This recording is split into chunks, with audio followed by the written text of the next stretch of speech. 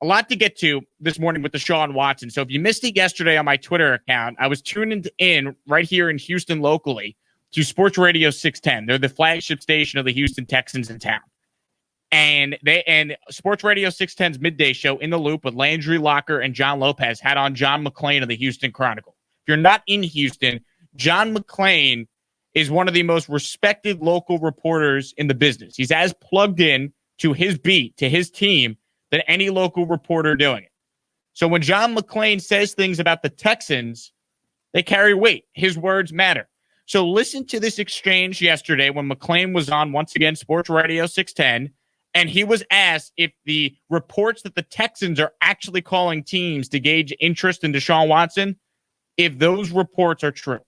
They don't call teams. Teams call them, and they've told everybody they're not trading Watson. Doesn't mean they won't do it eventually. I'll guarantee you if they did, it would not be for Carson Wentz and the Eagles. And they've said it publicly. They've said it privately that they are not trading Watson. And so anybody says they called the Eagles, not true. If they trade him, would be the Jets. So no, they have not contacted anyone about trading Watson. You could imagine I almost drove off the road yesterday when I heard the end of that clip there, and McClain just casually throws out, well, they're not going to trade him. You know, they're telling teams no.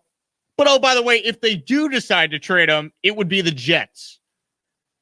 I almost drove off the side of the road, and I almost... Did it make you almost drop your Chipotle burrito? Yeah, see, it was in the morning, so I actually had not been to Chipotle yet. That came later in the day.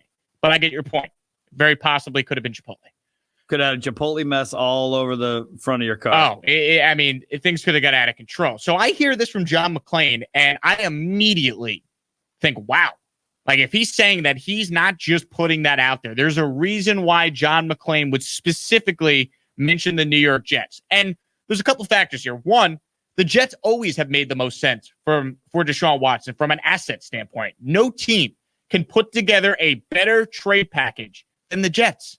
All right, people have a Jet bias. They don't want to admit it, but it's true. The Jets, over the next two drafts, have 19 total picks. Over the next two drafts, the Jets have 9 picks in the first 3 rounds.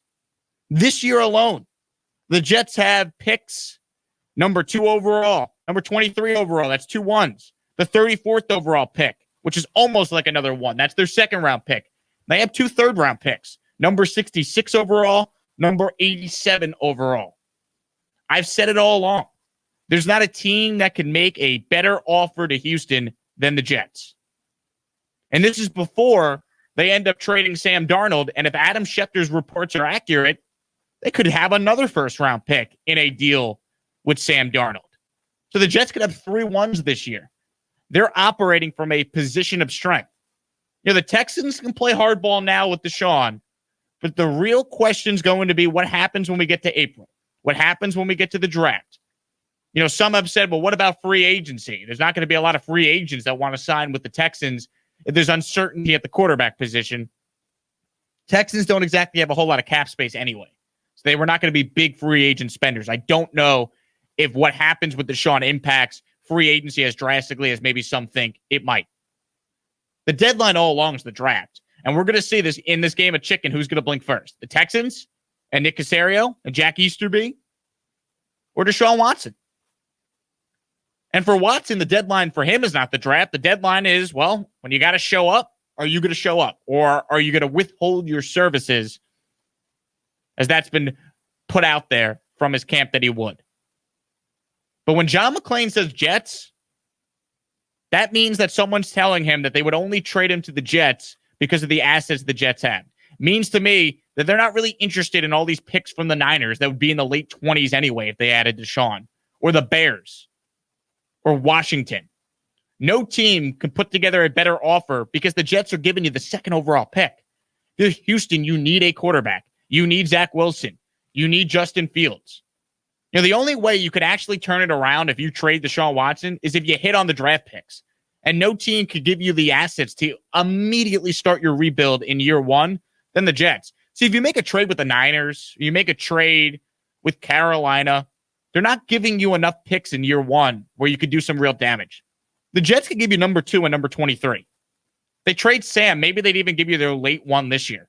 They can give you one of their ones next year. Thanks, Jamal Adams.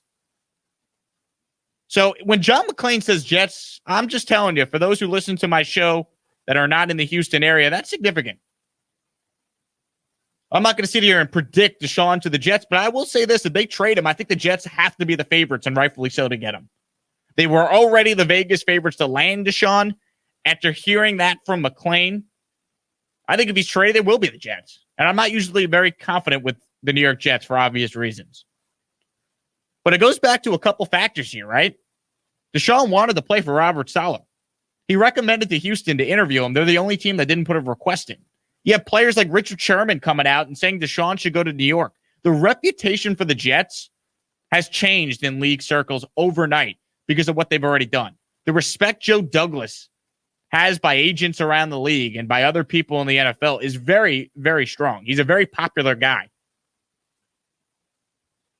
Like, this is not the same old Adam Gase-led Jets. Jets have cap space. Right now, they would have the second most cap space in the NFL. Jets obviously have some pieces on this team, like Mekhi Becton at left tackle, Denzel Mims at wide receiver, Quinnen Williams on the defensive side of the football. You add Deshaun Watson and competent coaching. Guess what? The Jets are competing for a playoff spot next year.